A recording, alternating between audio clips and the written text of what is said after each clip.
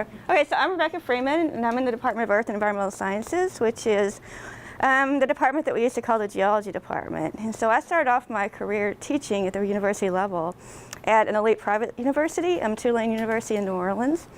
And at that university in my department, I was the person who taught all the introductory geology classes for the most part. And the rest of the department felt really sorry for me because these classes had like 40 students in them. They thought that was horrible. There was one year when there actually were 60 students in one of my classes, and everybody just thought that was the worst thing ever. And a few years ago, I got a chance to move to the University of Kentucky, which was fantastic because I grew up in Kentucky, and I've always felt very loyal to this university, despite the fact that they did not give me a scholarship, and I went elsewhere. But when I got to the University of Kentucky, I found that teaching introductory level courses was a very, very different experience. So in these smaller classes that I had taught, we also had a lot of room for hands-on activities. They had labs associated with them, and we had, often the rooms would have maps on the wall and rock samples that you could look at, and just lots of things you could do with the class. And so at UK, I quickly figured out that 100 people is a small class here, particularly when you're teaching UK core introductory classes for non-science majors. So I teach two classes in particular, earthquakes and volcanoes and Blue Planet Introduction to Oceanography. And these classes enroll between 100 and 200 people.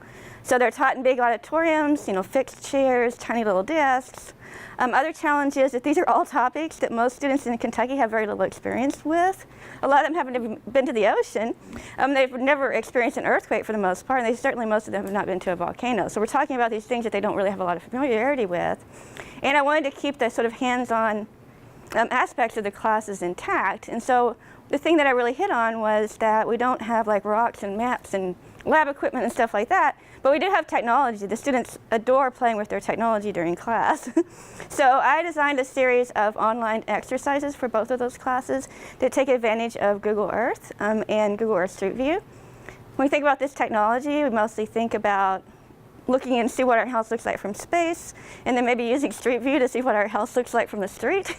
But it turns out that there are a lot of really interesting things you can do with Google Earth that enable the students to do really hands-on activities using real-world data. It also enables the students to go to virtually these places where there might be a volcano or earthquakes or different ocean currents and look at them on Google Earth and see how they would look and think about what data shows us. So for instance, this is the age of the seafloor millions of years. The red is really young, purple is really old. Why is that? What's your hypothesis as to what that tells us about how the Atlantic Ocean has formed? And how does that relate to various plate boundaries? This is sea surface temperatures. This is March the 26th. That was the day I made that slide. So you can actually get real world data for a particular day and look at where the ocean is particularly warm, which is shown in red, where the ocean is particularly cold, shown in blue. So like if you look along North America, there's a really big difference from the north to the south. Sea level is really interesting to the students. They hear a lot on the news about rising sea level. This is the Gulf Coast. Up arrows means rising. Note that they're all up in the Gulf Coast area. And the different colors represent different levels of rise. So some of them are rising faster than others. Why is that? Well, you'd expect that to be uniform, and it's not, so why is that? Even like conceptual diagrams from a textbook, if you're trying to understand how upwelling and downwelling occurs in the ocean, you could have a conceptual diagram of just like some random ocean, or you could use Google Earth to actually show where this really happens. Here they're looking at shallow ocean currents on Google Earth. They can click on the current and it gives them more information about the current. They might then hypothesize as to how that affects the climate. How does that affect maybe temperatures on land? Here we have actually land surface temperatures. So blue would be areas where it's colder and red would be areas where it's warmer.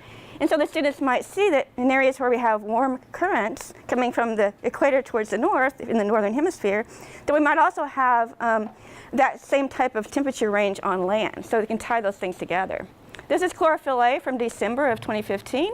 And the areas are shown in lighter colors. There's a lot of phytoplankton. Chlorophyll A is the pigment that phytoplankton use to do photosynthesis. And so the areas that are shown in lighter colors have a lot more productivity. Finally, it's actually a physical oceanography class. It's supposed to be about the ocean, like water and sediments and geology. But they all think they signed up for a marine biology class. So I have to put in some gratuitous wildlife.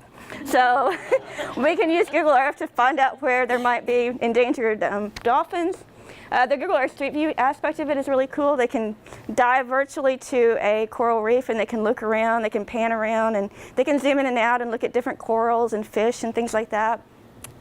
And then finally, I'm just going to finish up with this geologic map of Kentucky on Google Earth and say thank you to you guys for listening, and also thank you for my learning community, which was really a fantastic group of people, and I really enjoyed the experience.